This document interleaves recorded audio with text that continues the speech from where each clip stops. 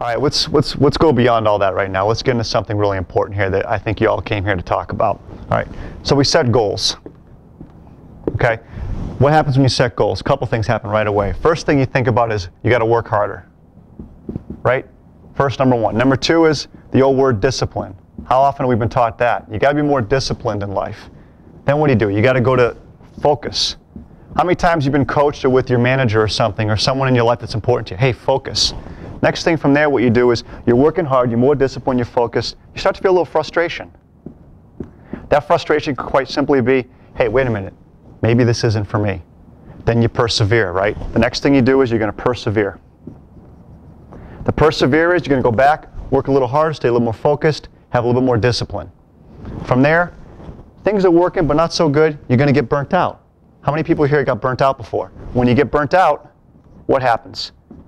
You know what? Maybe I bit off more than I can chew. Maybe this just isn't for me. That inner voice comes in. Then what happens is we start to protect ourselves. This is a bad place to be. None of us like to be here.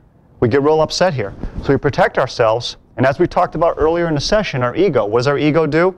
It protects us. Our ego jumps in. What's it tell us? It's the territory. It's not your fault. It's your boss. It's not your fault. So now you're justifying not accomplishing what you want to accomplish. You're abdicating responsibility. You didn't set out to do that. That's just where you ended up. Then where you end up truly is in this box. And let me have you close your eyes for 1 minute in this box. Think of the box. It's a big steel box. It's black, real heavy, 300-400 years old. There's dust all over it. Now close your eyes. There's dust all over it. There's big chains around it. There's a giant padlock in the middle with one of those old-fashioned skeleton keys that you see in the movies. That's the only key that unlocks that box.